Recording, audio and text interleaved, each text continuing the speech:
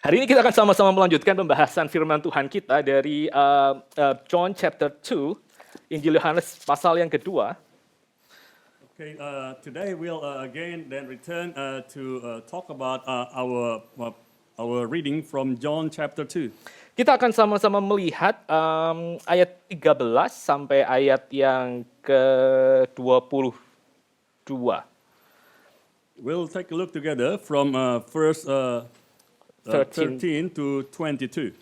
Ya, sebelumnya kita harusnya lihat sampai ayat ke-25 ya, tapi mungkin saya akan ambil ayat 23 sampai 25 pada minggu yang akan datang, dan kita akan fokus hari ini cukup sampai ayat yang ke-22. Actually, we should look all the way up to verse 25, but today we'll just take a look up to verse 22, and we'll take a look at those 23 to 25 next week. Oke, mari kita sama-sama perhatikan Yohanes pasal yang kedua ayat 13 sampai 22.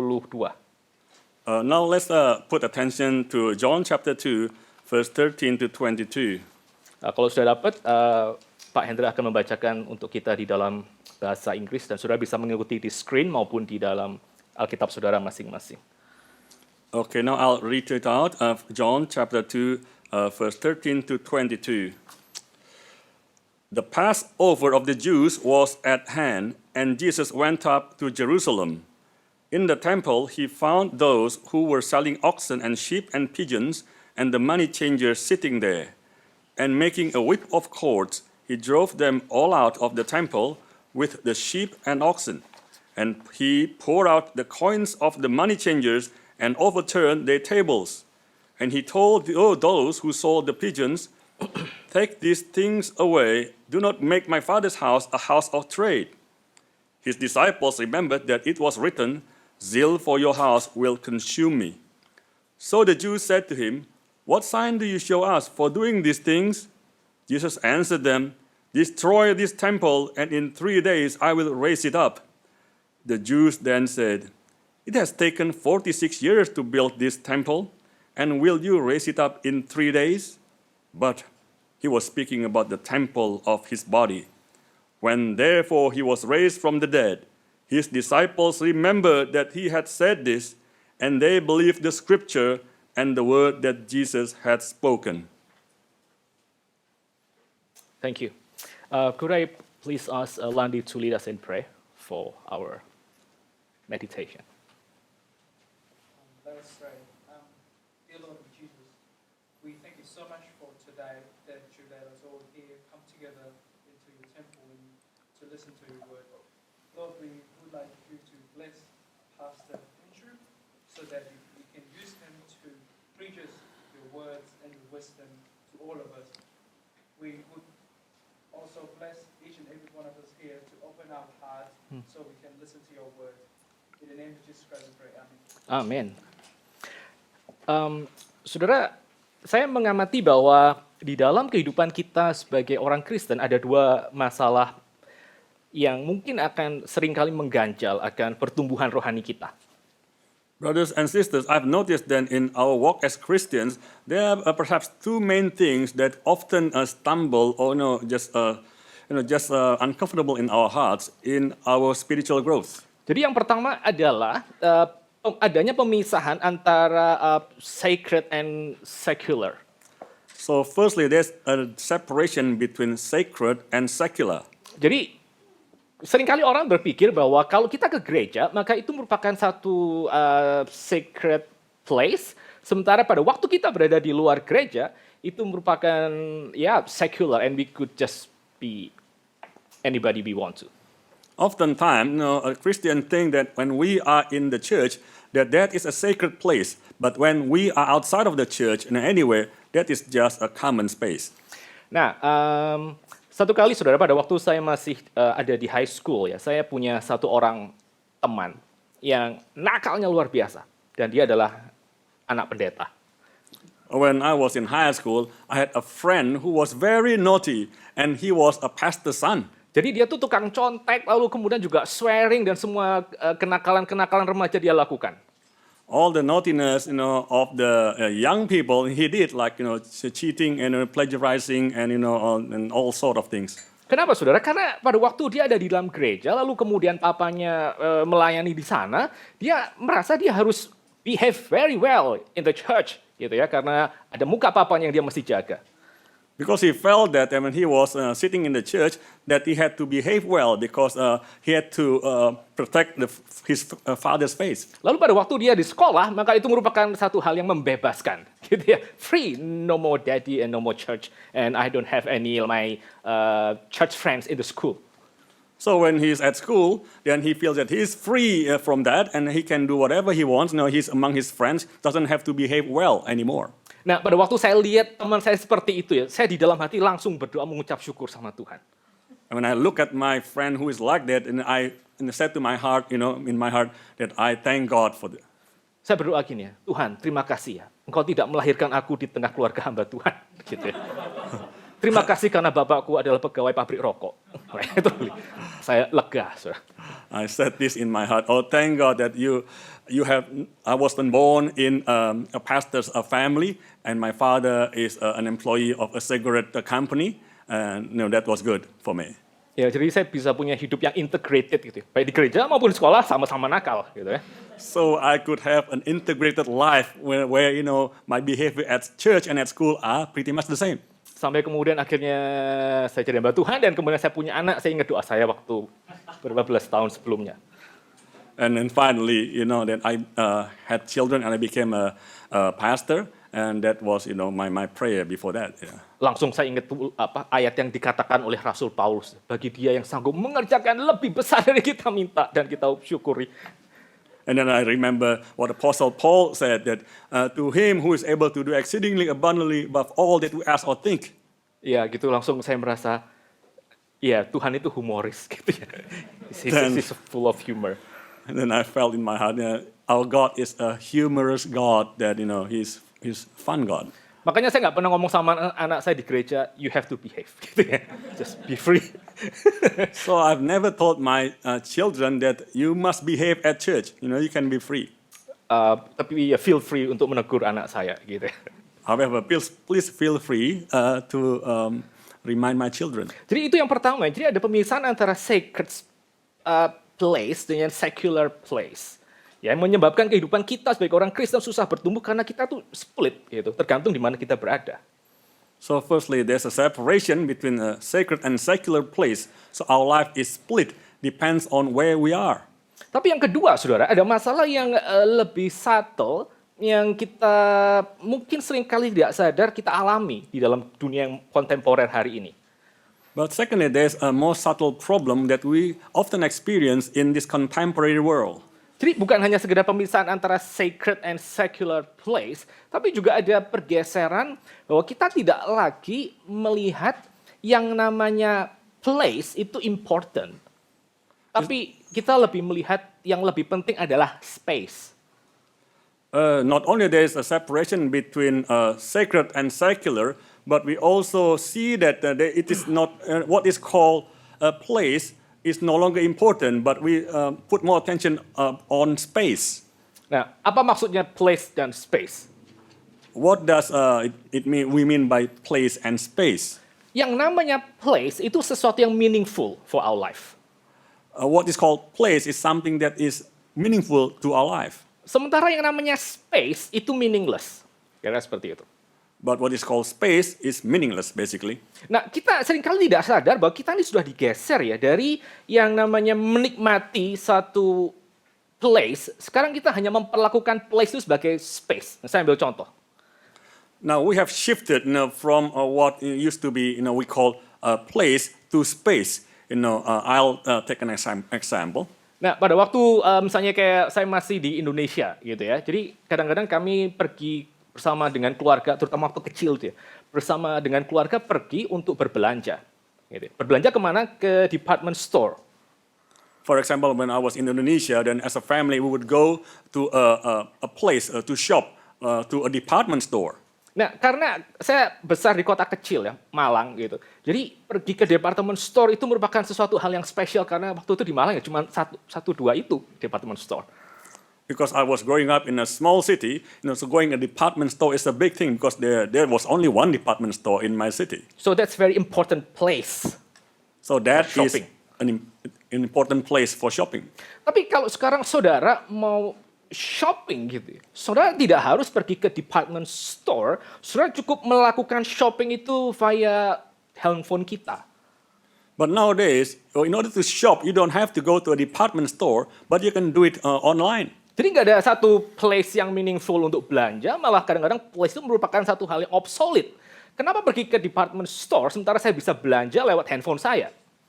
So there's no longer a place to, a specific place to shop. Because why do you have to go to the department store when you can shop through your mobile phones? Demikian juga sekarang pada waktu kita mau berkendaraan ya, mau move dari point A to point B, kalau dulu kita mau move point A to point B dan kita merasa asing dengan tempat itu, kita perlu ada orang lain yang mendampingi kita, lalu orang itu akan menunjukkan, nah setelah ini belok sini dan belok situ. Karena belum ada Oke, Pak, sorry. Likewise, when you want to move, you used to, when you wanted to move from one place to another, then you would have to have someone to guide you, to show you how to get there. But nowadays, it's no longer necessary because we've got GPS. Ya, jadi waktu dulu sebelum ada GPS, waktu kita mau pergi, kita harus mengingat, oke, ada pohon sebelah sini, ada sekolah, ada cathedral, and ada park sebelah situ, misalnya. So it used to be, you want to go to somewhere, you got to remember there's a tree here, a shop here, and a building here in order to be able to remind you how to get there. Ya, jadi semuanya itu merupakan place, karena semuanya itu meaningful buat kita. All these items are places because these are all meaningful to us. Tetapi sekarang dengan adanya GPS, maka kita tidak lagi perlu memperhatikan ini dan itu, bukan? Kita cuma perlu lihat GPS itu.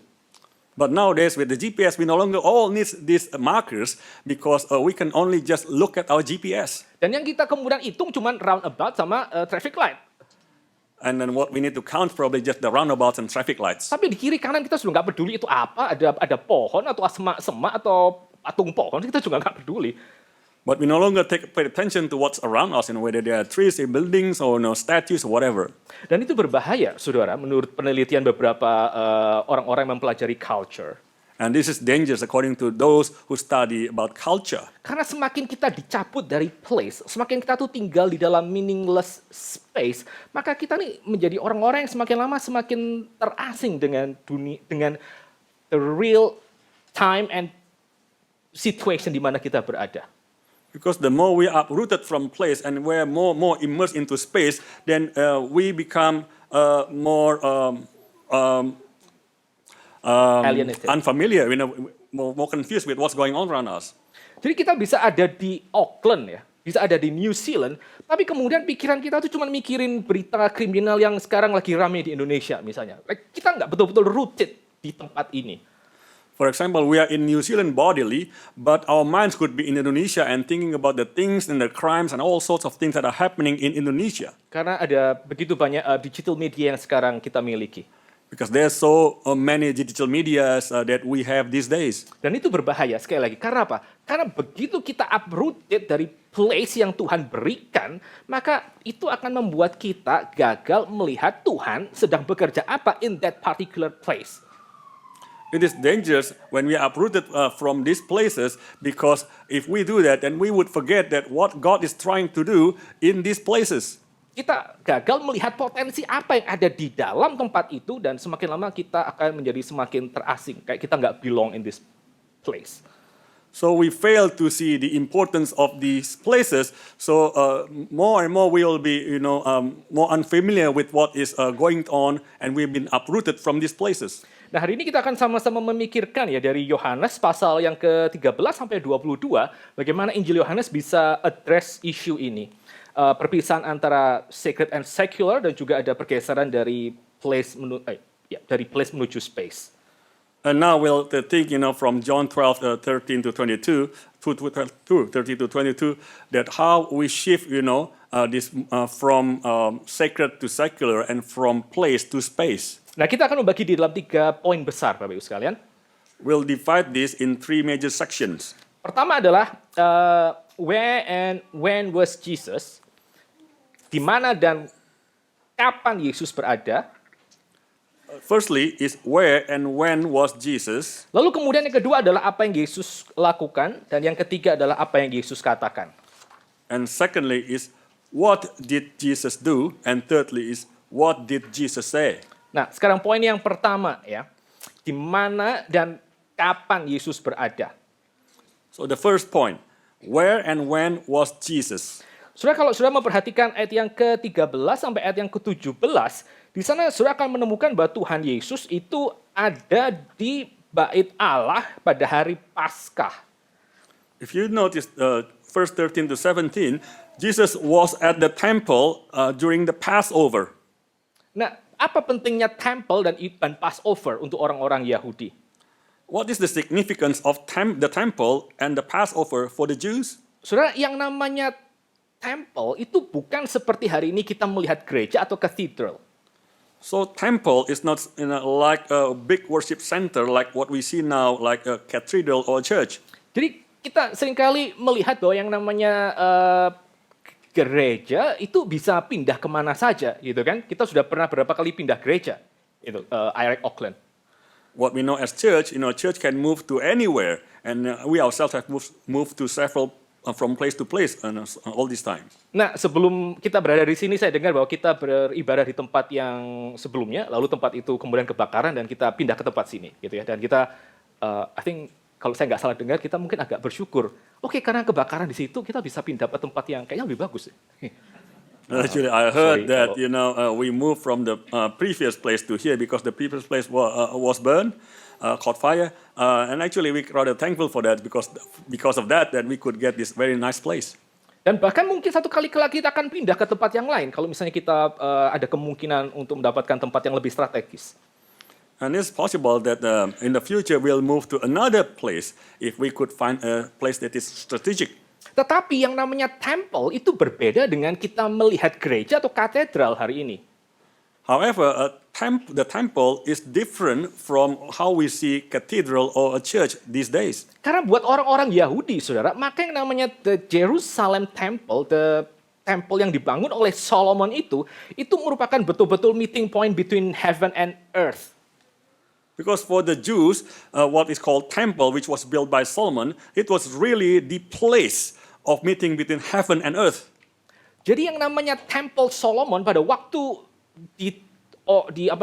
diresmikan, lalu kemudian Tuhan itu betul-betul hadir di dalam temple itu merupakan satu lagi pengulangan dari apa yang terjadi di dalam Taman Eden.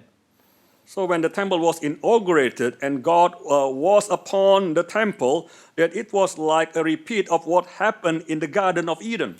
Di dalam Taman Eden maka Allah dan manusia itu bersekutu bersama-sama di bumi ini. Dan itu yang terjadi dengan temple. In the Garden of Eden, man and God then commune together on this earth, and that was what happened in the temple. Jadi yang namanya temple itu merupakan titik temu sekali lagi antara Allah dengan manusia. So again, the temple is the point of meeting between God and man. Nah, di dalam temple maka juga dimungkinkan adanya orang memberikan persembahan korban bakaran dan korban penebusan kepada Tuhan. And also in the temple, it was possible for man to give the sacrifice or the sacrificial offering to God. Jadi sebelum manusia itu bisa bersekutu dengan Tuhan, mereka harus memberikan persembahan sebagaimana yang Tuhan itu minta. So before man could commune with God, then man had to give the sacrifice that God had requested. Dan itu hanya bisa terjadi di dalam Temple Jerusalem, saudara. And that could only happen in the Temple of Jerusalem. Jadi yang namanya temple itu betul-betul merupakan spiritual identity mereka. Bahwa Allah Yahweh sekarang ada di tengah-tengah kami. So the temple was the true spiritual identity for them, which meant that now God is truly present with them. Mereka tahu dari mana bahwa mata Allah masih memperhatikan mereka. Mereka tahu karena masih ada the Temple of Solomon itu masih berdiri di depan mata. Then how could they know that God still put attention to them? Because they could see that the Temple of Solomon was still standing before their eyes. Makanya pada waktu Babilonia itu menghancurkan the Solomon Temple, maka itu merupakan satu spiritual trauma untuk orang-orang Yahudi. So when the Babylonians destroyed the Solomon's temple, it was truly a spiritual trauma for the Jews. Karena setelah the second temple dibangun, maka mereka tidak melihat yang namanya the glory of God itu memenuhi bait suci sama seperti sebelumnya.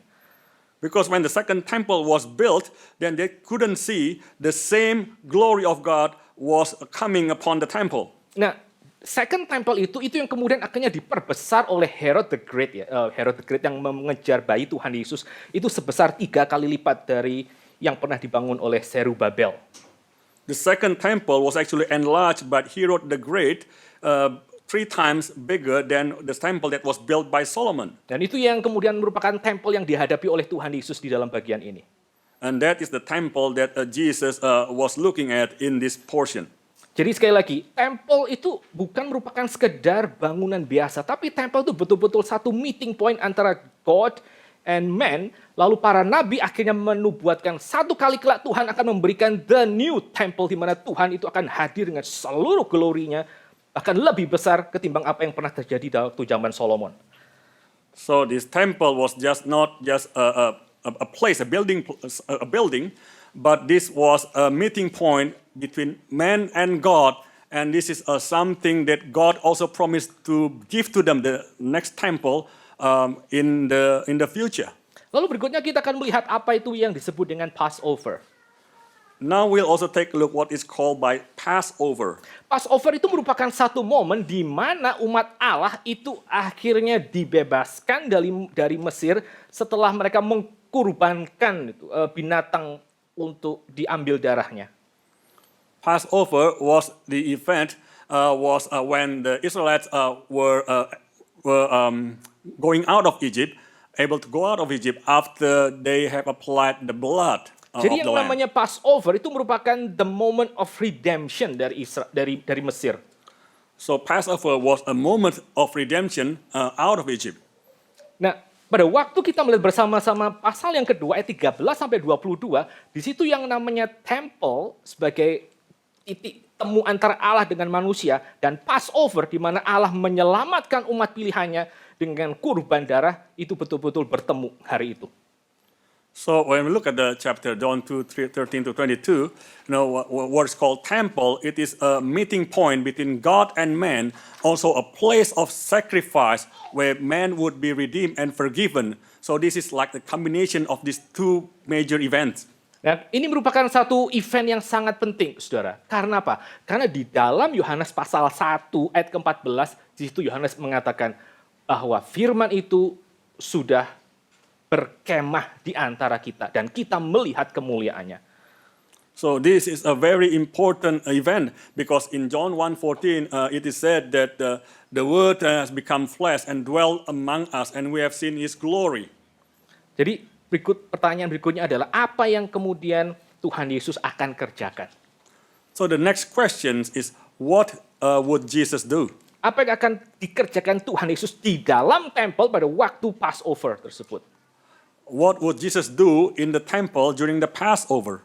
Nah, kalau saudara melihat ayat yang ke-15 ya sampai ayat yang ke-16, maka saudara akan menemukan bagaimana Tuhan Yesus itu membuat cambuk dari tali, lalu kemudian mengusir semua kambing domba dan semua hewan serta membalikkan semua meja-meja penukar uang. If you look at the first 15, Jesus made a whip of cords and drove all of the temple, the traders, with the sheep and oxen, and he poured out the coins of the money changers and overturned their tables. Kenapa pertama-tama binatang-binatang itu ada di sana? Kenapa ada yang namanya money changer di sana? Why were these animals there and money changers there in the first place? Karena pada waktu yang namanya Bait Allah yang kedua yang sedang direnovasi oleh Herodes, maka mereka mengkhususkan ada satu tempat yang disebut sebagai the court of Gentiles. Because when they were designing this temple that was then renovated, extended by the Herod, then they made a specific place called the court of the Gentiles. Itu merupakan satu tempat di mana orang-orang yang bukan Yahudi mereka bisa beribadah di dalam tempelnya orang Yahudi.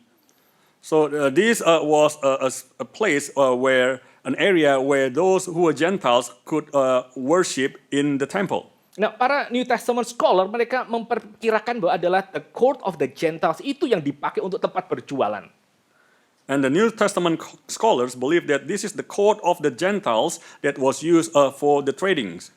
Jadi di sana bukannya dipenuhi oleh orang Gentiles beribadah kepada Yahweh, tapi dipenuhi oleh binatang-binatang dan juga orang-orang yang berdagang.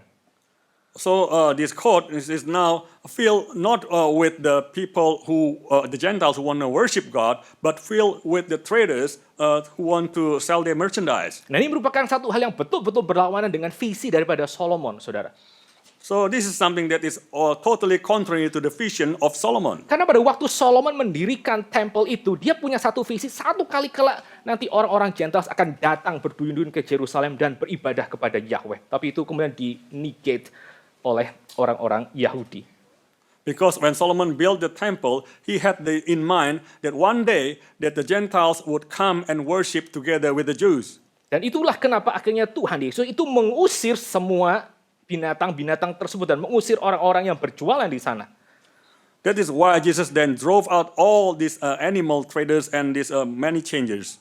Bukan hanya untuk memenuhi bahwa visi Solomon sekarang kembali dihadirkan, And not only to fulfill that now the Solomon's vision is now present again, akan tetapi juga untuk apa? Untuk menggenapi ya, satu nubuatan yang disampaikan oleh Sakaria tentang the new temple yang akan datang.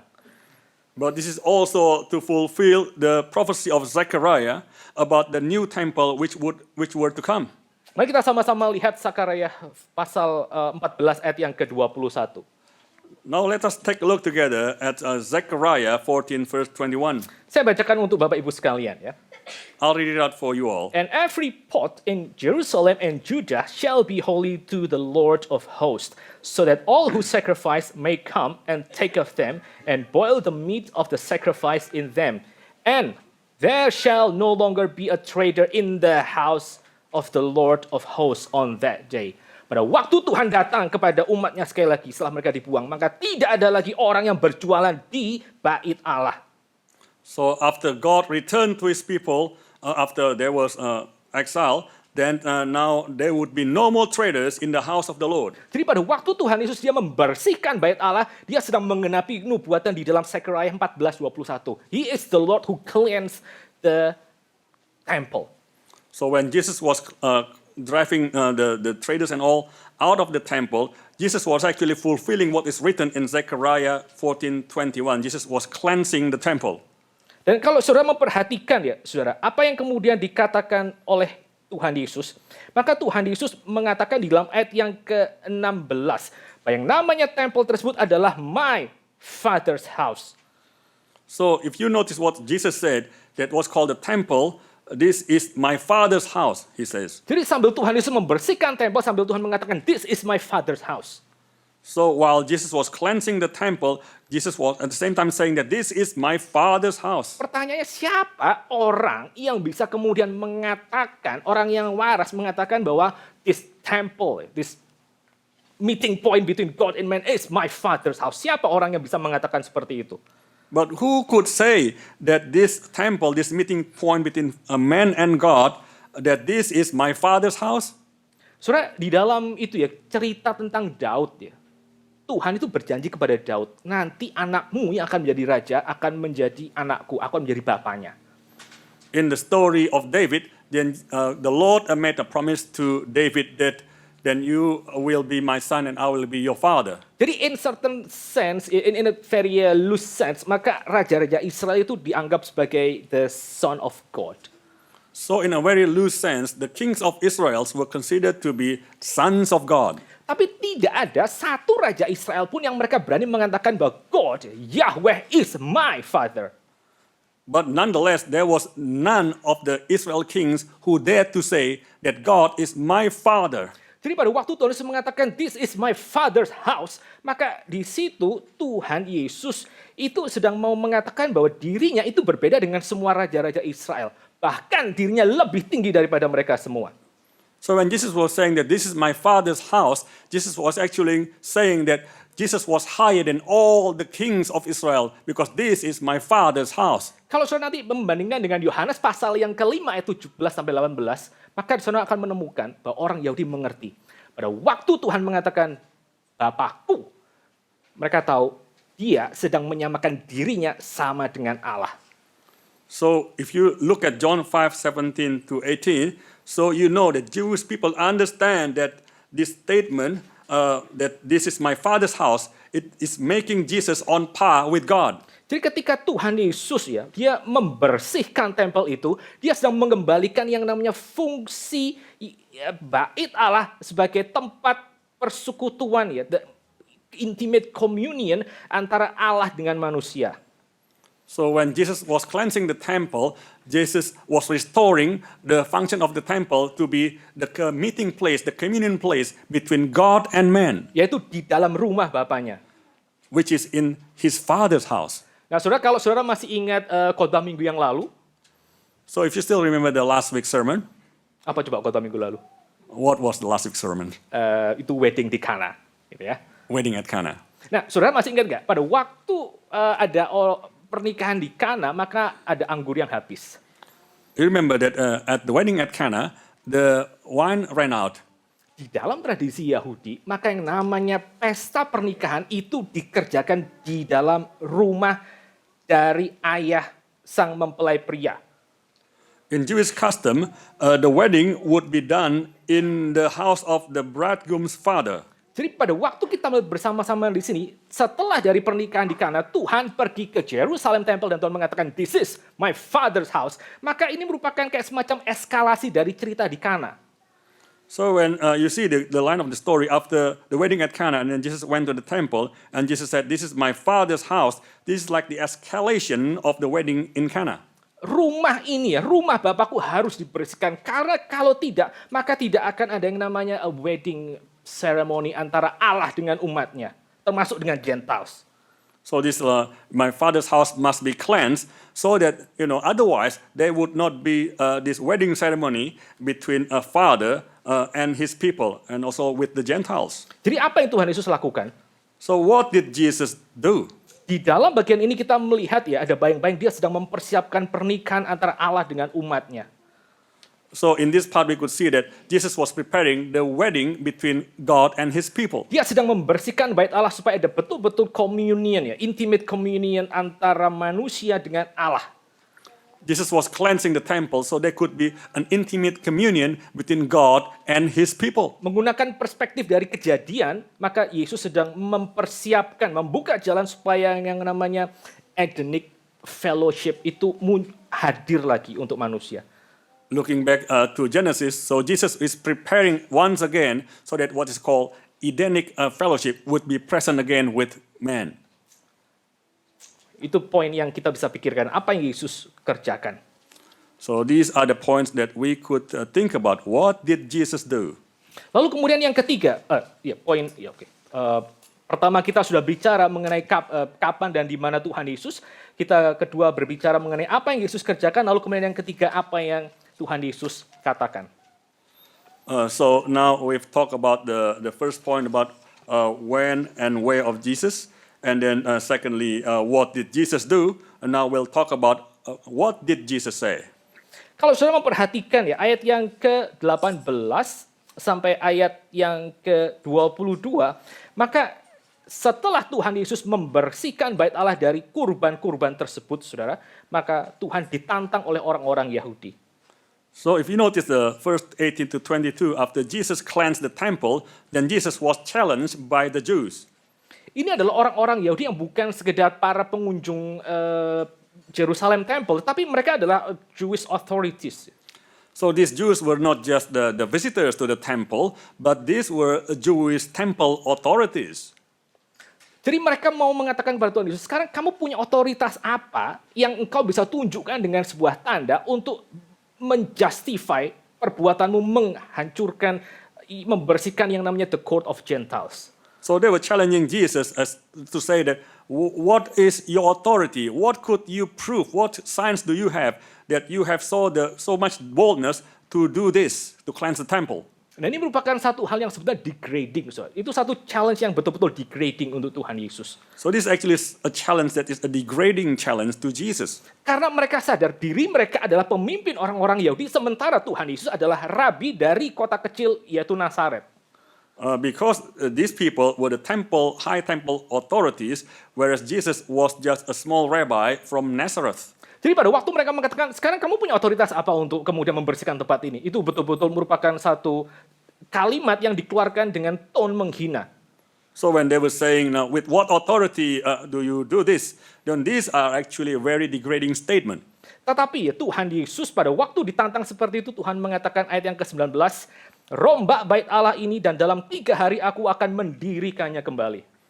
However, when Jesus was challenged by them, Jesus answered them saying, destroy this temple and in 3 days I will raise it up.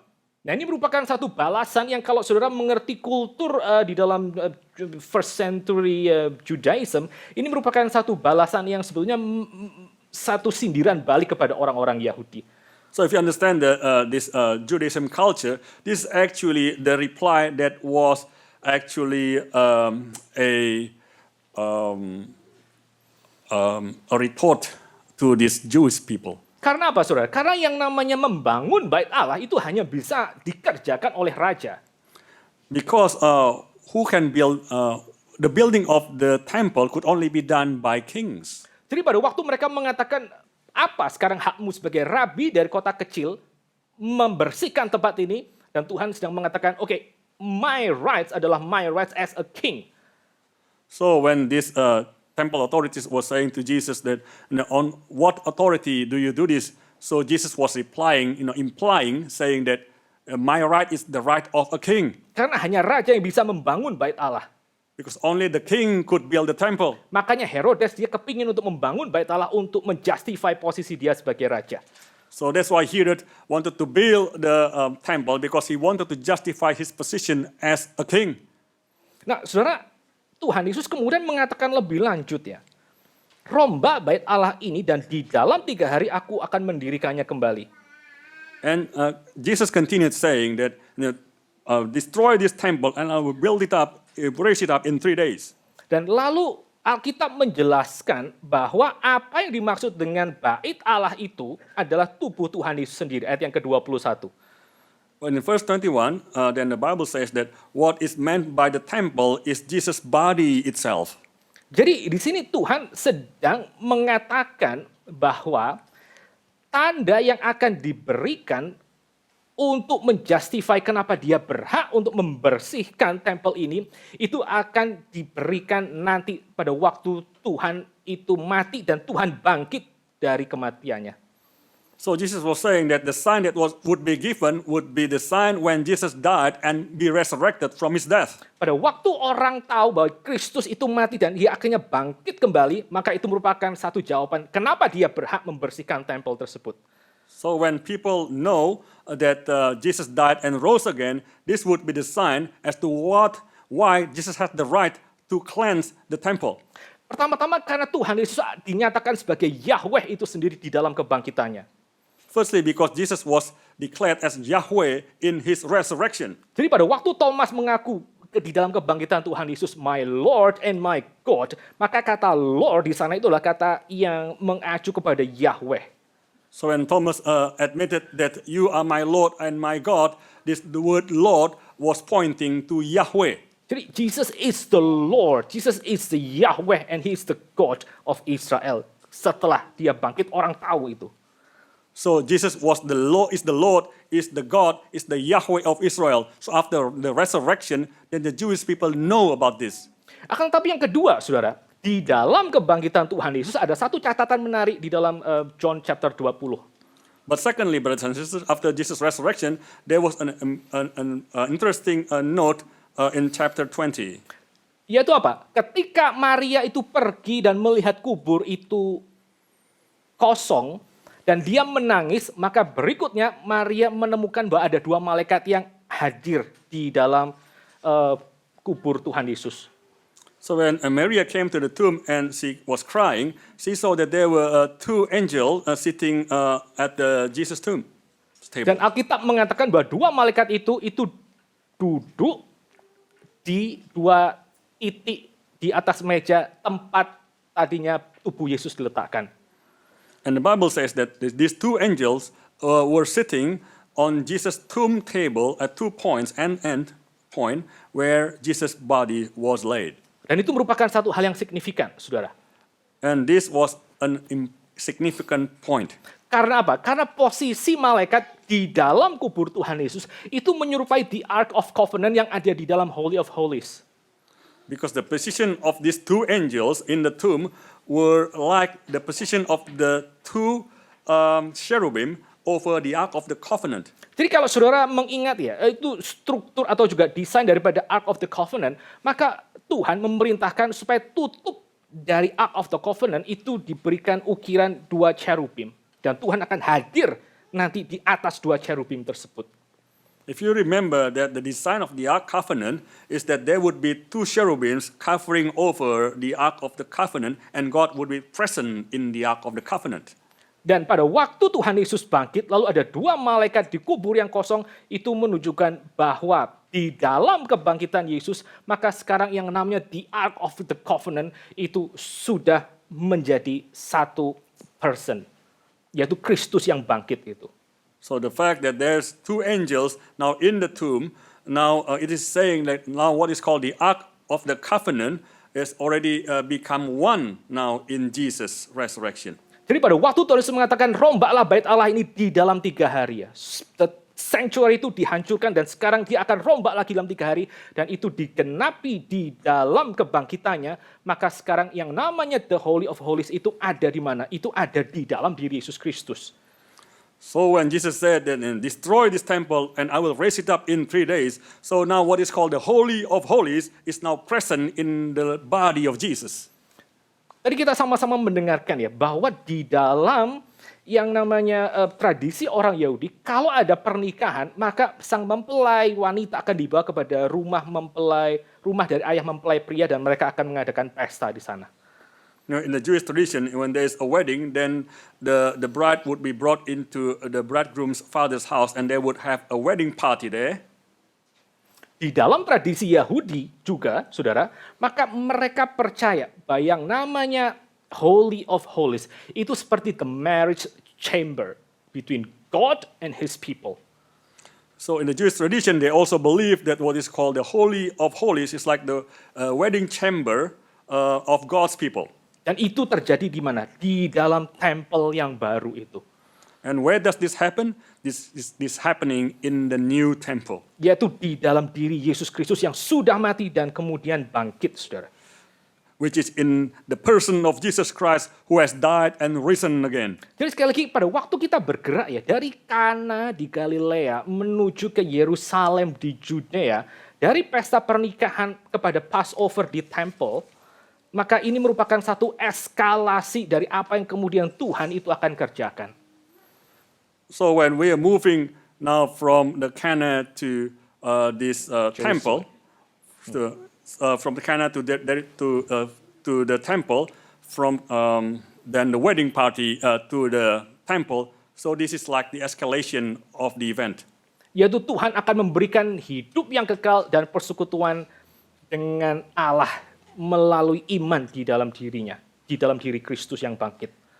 That is, God would give the fellowship with God and faith in Jesus Christ, in the resurrected Jesus.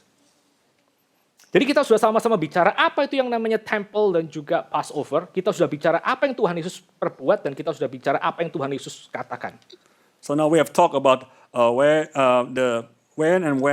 was Jesus, and then what did Jesus do, and what did Jesus say. Dan itu menghasilkan implikasi yang sangat signifikan, saudara. And these have produced very significant impacts. Karena dengan Tuhan Yesus membersihkan tempel tersebut dan Tuhan Yesus mempersembahkan dirinya, menjanjikan tempel yang baru yaitu Dia yang sudah bangkit, maka Tuhan sedang transform the sacred place of the Jewish people. So with Jesus then cleansing the temple and then resurrected from the dead, this is saying that Jesus has already cleansed the temple, Transform the sacred place. transform the sacred place. Jadi bukan lagi temple as a building, tapi temple as a divine person. So it's no longer temple as a building, but temple as a divine person. Bukan lagi partikular hanya untuk orang-orang yang rasnya Yahudi, tapi sekarang temple itu bisa dimasuki oleh semua orang yang beriman kepada Yesus Kristus. It's no longer a temple for just specifically Jewish people, but it's a temple that could be entered into by anybody who has faith in Jesus Christ. Dan itu merupakan satu temple yang permanen karena tidak bisa lagi dihancurkan dan dimusnahkan. And this is also now a permanent temple because this temple could no longer be destroyed or ruined. Dan itu merupakan satu tempel yang permanen juga karena apa? Karena saya tidak lagi bisa dikeluarkan dari tempel yang adalah Kristus yang sudah bangkit tersebut. And this is also a permanent temple because I could no longer be exiled out, taken out of this resurrected Christ, the temple. Jesus yang adalah the new temple itu juga menghadirkan satu persekutuan yang lebih intimate karena di dalam Kristus sekarang kita bisa berhadapan dengan Allah sendiri. So Jesus, who is a new temple now, is also is a place where we could have more intimacy with God because Jesus is permanent. Jadi 4 hal ya, implikasi dari Kristus mengubah sacred space tersebut. Sekarang dari building menuju divine person, dari partikular rasis Yahudi menjadi universal untuk semua orang, dari yang namanya sementara menjadi permanen, dari yang jauh sekarang menjadi intimate. So now with Jesus then becoming the new temple, there are 4 things that have been transformed. From a place to become a divine person, from just particular Jews to becoming universal for every person, from temporary to becoming permanent, from casual to becoming intimate. Saya akan kembali lagi pada pertanyaan kita di awal ya. Permasalahan kita sebagai orang Kristen sekarang adalah ada yang namanya perpisahan antara sacred dan secular, lalu pergeseran dari place menjadi space. So I'll return to the first point. Now, our movement is from sacred to secular, and then also from place to space. Dan bagaimana kisah ini ya? Kisah bagaimana Tuhan membersihkan tempel dan bagaimana Tuhan memberikan new temple, yaitu dirinya yang bangkit, itu bisa mengubah perspektif kita. So how could this fact of the new temple, of the resurrected Christ, then could change our perspective? Saya akan kutip ada satu orang penulis ya yang bernama Langdon Gilkey. I will quote from a writer by the name of Langdon Gilkey. Nah, Langdon Gilkey itu adalah satu orang lulusan Fakultas Filsafat dari Harvard University. Langdon Gilkey was a Bachelor of Philosophy from Harvard University. Dan Gilkey itu selalu percaya, karena dia adalah orang yang agnostik ya, dia percaya bahwa sebetulnya manusia itu pada dasarnya baik. Gilkey was an agnostic and he always believed that human being was essentially good. Lalu pada tahun 1940 ya, Gilkey dia pergi ke China untuk mengajar bahasa Inggris di sana. In 1940, he went to China to teach English. Dan pada waktu dia sampai di China tidak berapa lama kemudian yang namanya Perang Dunia Kedua itu terjadi, saudara. Not long after he arrived in China, the World War II broke out. Jadi China diserang oleh Jepang dan akhirnya Gilkey dengan beberapa banyak orang yang lain itu ditangkap dan dimasukkan ke dalam satu camp. Then because Japan invaded China, so that Gilkey and other people were put into camp. Nah, saya nggak ngerti ini pronounce-nya bagaimana, tapi tulisannya adalah Wei Shan atau apa? I don't know how to Wei Xian pronounce camp. this correctly, but the writing is like Wei Xian camp. Nah, ini memang bukan merupakan satu camp yang sebrutal Nazi, tetapi ini merupakan tetap ya satu camp yang betul-betul membuat mereka seperti ya sangat-sangat menderita.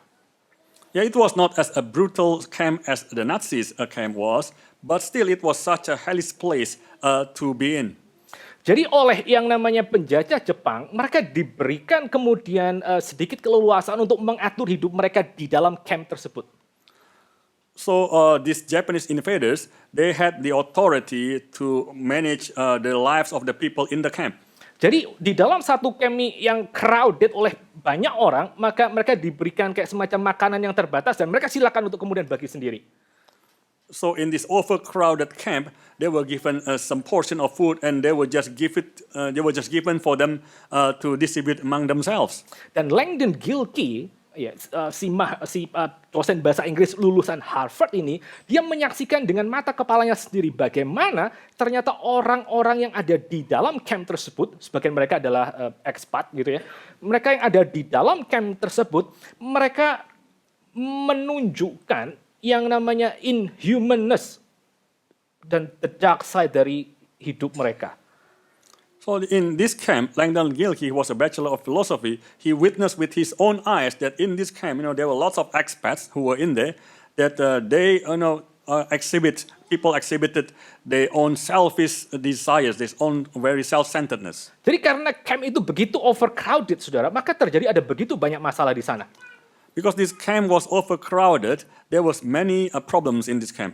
Jadi mulai ada banyak perkelahian, gitu ya. Mulai banyak yang namanya kemudian pelecehan seksual. Lalu mulai banyak yang namanya keegoisan yang muncul.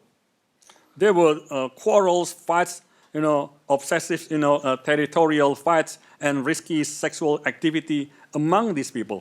Satu kali Gilkey menemukan di dalam camp tersebut, itu ada dua ruangan yang penuh dengan orang. One time Gilkey found that there was a cell room that were filled with people. Satu ruangan isinya 11 orang, yang satu ruangan isinya 9 orang. One cell was filled with 11 people and the other with 9. Jadi 11 sama 9 ada di dalam ruangan yang sangat sempit dan mereka harus tidur di sana. So 11 people and 9 people were in just one cell, each cell, Jadi- and they had to stay there.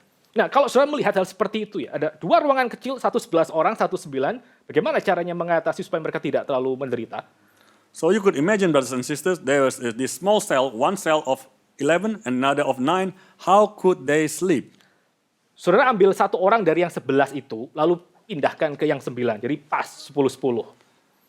Then what you could do, you could take one out of the 11 and put it into the 9. Tapi itu tidak terjadi, saudara. Mereka masih berkelahi satu sama lain dan akhirnya tetap 11 sama 9. But this didn't happen, brothers and sisters. They kept fighting, so it remained the same, 11 and 9. Selain karena overcrowding, hal kedua yang ditemukan oleh Gilkey yang mengakibatkan ini ya, munculnya the evil side of humanity juga adalah mereka ketakutan akan kekurangan makanan. The other issue, other than overcrowding, the other problem is the fear of food insecurity. Jadi ada begitu banyak penolakan untuk sharing makanan. So there was many, hesitance to share food. Ada banyak sekali pencurian makanan yang terjadi. There was many theft of food. Dan ada begitu banyak bullying karena mereka berebut makanan tersebut.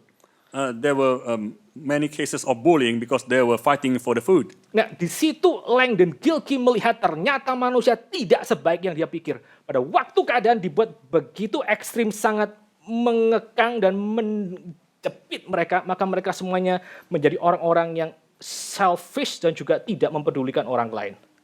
In this scenario, then Gilkey could see that men were not as good as he thought they were, because in such a difficult and desperate situation, each of them showed their own self-centeredness and ego. Kecuali satu orang, saudara. Except one person, brothers and sisters. Satu orang ini disebut Gilkey. Dia adalah saint yang dia tidak tercemar oleh semua kesesakan dan semua reaksi orang-orang yang mempertahankan diri mereka. This one person is whom Gilkey called a saint, who was not affected by all the evil behavior that the others were showing. Dan orang itu ditulis Gilkey di dalam memoirnya yang berjudul Shantung Compound. Gilkey secara terbuka mengatakan bahwa namanya adalah Eric Liddell. And this person was written in Gilkey's writing called Shantung Compound, and this person was Eric Liddell. Siapakah Eric Liddell? Who is Eric Liddell? Dia adalah pemenang ya dari lomba lari di Olimpik Paris tahun 1924. Who is Eric Liddell? Eric Liddell is the winner of the Olympic 400-meter run in the Olympic. Dia adalah anak seorang missionary, lalu kemudian dia pergi ke Edinburgh University dan akhirnya dia menjadi atlet lari. He was a son of a missionary, and then he went to Edinburgh University, and finally he became a runner.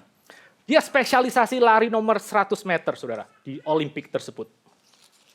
Eric Liddell was specialized in 100-meter running, Tapi actually. pada waktu nomor 100 meter lari itu diadakan, itu pas waktu hari Minggu dan dia menolak untuk lari.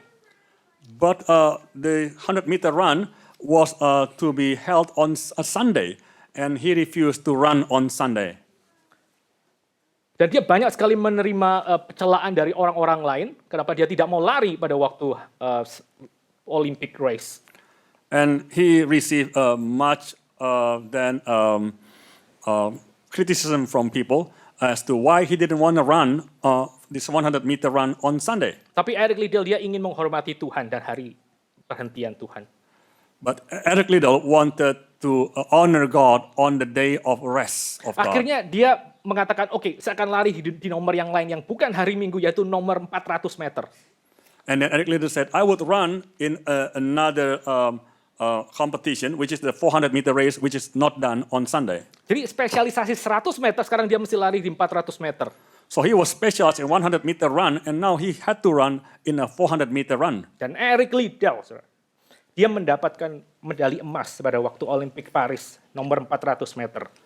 But nevertheless, brothers and sisters, Eric Liddell got the gold medal in this Olympic Paris 1924. Dan Eric Liddell hari itu dia memecahkan rekor untuk lari paling cepat 400 meter. And on that day, that Eric Liddell broke the record of the fastest speed to break this 400-meter run. Nomor itu baru akhirnya pecah 12 tahun setelah Eric Liddell menang di Olimpiade Paris 1924. So this record, world record, was only broken 12 years later when there was another Olympic. Orang yang demikian mencintai Tuhan, ya, yang setelah mendapatkan kemuliaan di dalam Olympic Games, dia akhirnya menjadi missionary ke China dan akhirnya ditangkap dan diletakkan di dalam Weishan concentration camp. Imagine that someone who had the gold medal, who was such honored, then became a missionary and then got arrested and then put into a concentration camp by this Japanese. Dan di dalam concentration camp Japanese itu, pada waktu semua orang berebutan untuk mempertahankan diri mereka dan semua orang menjadi sangat-sangat egois, maka Landon Gilkey yang hari itu ada di dalam camp yang sama, dia mengatakan kalimat ini tentang Eric Liddell. So when in the concentration camp where everybody became selfish, but then Langdon Gilkey was speaking these words about Eric Liddell. Dia mengatakan hal seperti ini, Gilkey. Eric Liddell has a life that overflowing with good humor and love of life, sacrificial kindness for others, and inward peace. Gilkey was saying like this, that Eric Liddell itu penuh dengan rasa humor dan cinta akan hidup, kebaikan yang rela berkorban untuk orang lain, dan kedamaian batin. Jadi di tengah semua orang-orang yang mereka berebutan makanan dan mereka saling sikut sama satu sama lain, maka ada satu orang yang dia merayakan hidup, ya, yang dia masih mau berkorban untuk orang lain, dan itu ditandai dengan inner peace di dalam batinnya, saudara. Dan itu kelihatan oleh si orang agnostik bernama Landon Gilkey ini. So, brothers and sisters, in the situation where everybody was selfish, they were then fighting for food, for place to sleep and things like that. Then he could notice this Eric Liddell to be someone who is completely different from the rest. Ada satu orang survivor di dalam camp tersebut, ya. Salah satu orang survivor yang bernama Eric Metcalf. Pada waktu di dalam camp, dia diberikan sepatu oleh Eric Liddell supaya kakinya tidak kedinginan pada musim dingin. There was a teenager in the camp by the name of Eric Metcalf. When he was there, he was given a pair of shoes by Eric Liddell so that his feet would not be cold. Dan Metcalf mengatakan ini, hal terbaik yang dia berikan oleh Liddell kepada saya adalah dia mengajar saya untuk mengampuni orang-orang Jepang ini dan berdoa bagi mereka. And Metcalf said this, the best thing that Eric Liddell gave me was his baton of forgiveness. He taught me to love my enemies, the Japanese, and to pray for them. Dan Metcalf akhirnya dia setelah lepas dari camp, dia menjadi missionary pergi ke Jepang karena pengaruh daripada Eric Liddell. And Metcalf, after he came out of this camp, then he became a missionary to the Japanese because of the influence of Eric Liddell. Dan ada banyak lagi orang-orang yang lain yang setelah mereka mengenal Eric Liddell di dalam camp tersebut, mereka menyerahkan diri untuk menjadi missionary, saudara. And there were many people, in the concentration in the camp after they've witnessed what Eric Liddell was like. Then after they got out of the camp, they became missionaries. Apa rahasianya Eric Liddell? What is the secret of Eric Liddell?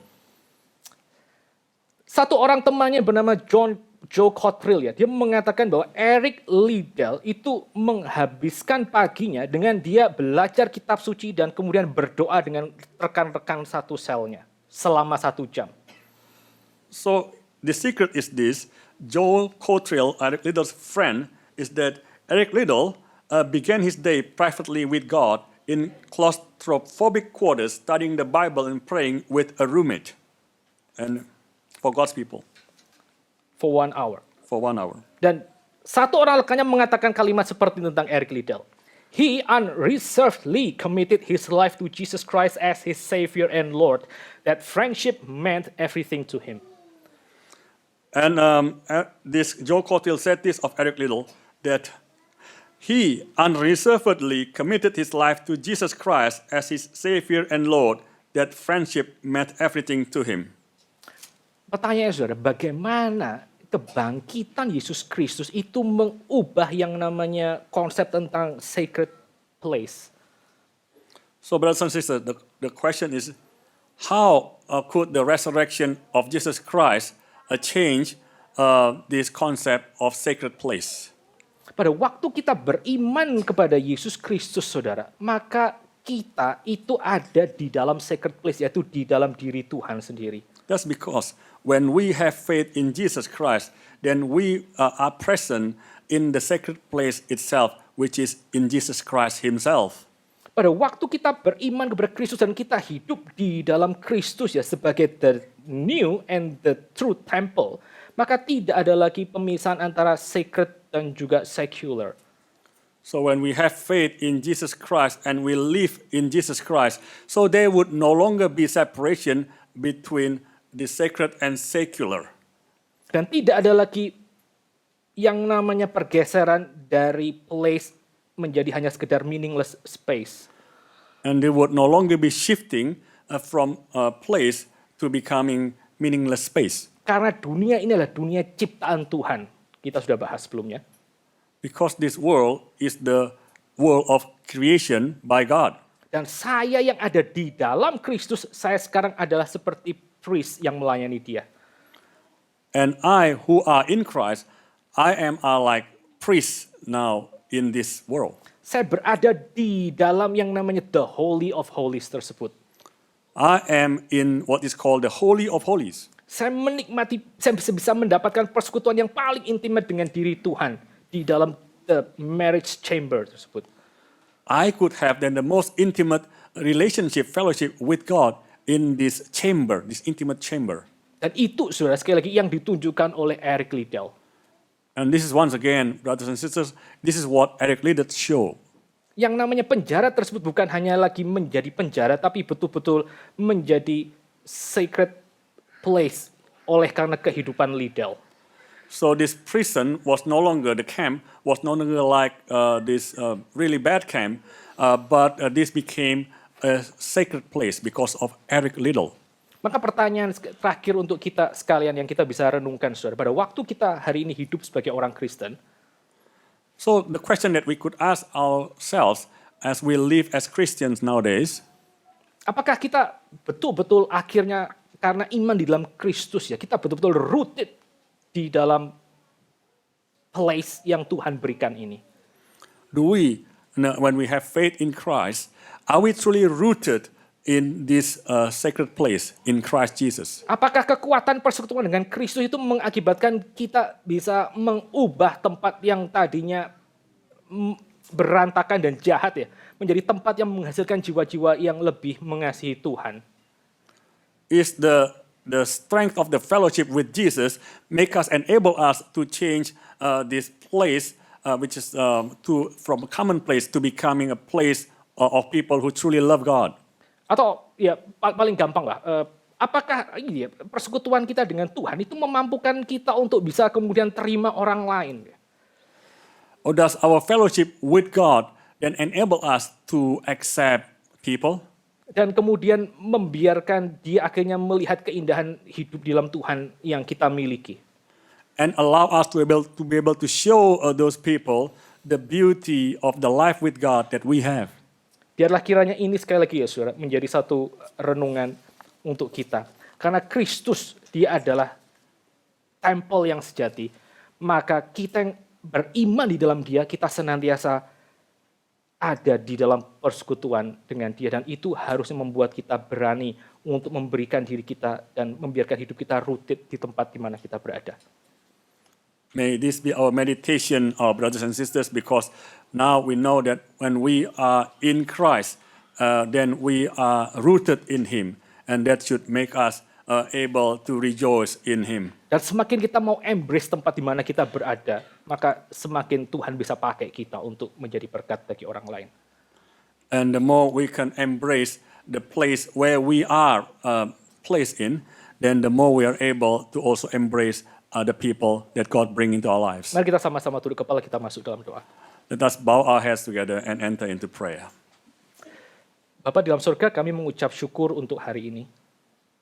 Bapa dalam surga kami, our Father in heaven, we thank you, Lord, for this day. Kami sudah mendengarkan akan firman Tuhan, We've already heard your word, dan kami tidak lagi perlu untuk kami mengejar akan cinta Tuhan. and it's no longer necessary for us to pursue your love. Tuhan sudah mengambil kami, You have taken us, dan Tuhan sudah membuat kami mengalami persekutuan dengan diri Tuhan melalui Kristus. you have made us to be able to fellowship with you, O Lord, through Jesus Christ. Tolong kami ya Tuhan untuk boleh menjadi saksi Tuhan. Help us, Lord, to be your witnesses, Untuk betul-betul kami berakar dan kami menghadirkan buah-buah di dalam tempat dimanapun Tuhan berikan. that we might be deeply rooted and bear much fruit wherever you have placed us. Tolong kami berakar di dalam gereja lokal kami di sini. Help us to be deeply rooted in your local church here. Tolong kami juga belajar memperlakukan tempat kerja kami sebagai tempat di mana kami Tuhan tanam di sana. Teach us also to treat our workplace as a place where you have rooted us in there, Supaya kami makin peka akan kehendak Tuhan di tempat itu. that we might be more sensitive to your will there, Dan kami berdoa supaya kiranya persekutuan yang kami miliki dengan Tuhan boleh mengubah tempat itu. and also that may our fellowship with you enable us to change that place. Terima kasih ya Tuhan. Thank you, O God. Terima kasih karena kami sudah ada di dalam Kristus. Thank you, O God, because we are already in Christ Jesus. Di dalam nama Tuhan Yesus kami berdoa. In the name of our Lord Jesus Christ, we pray. Amen.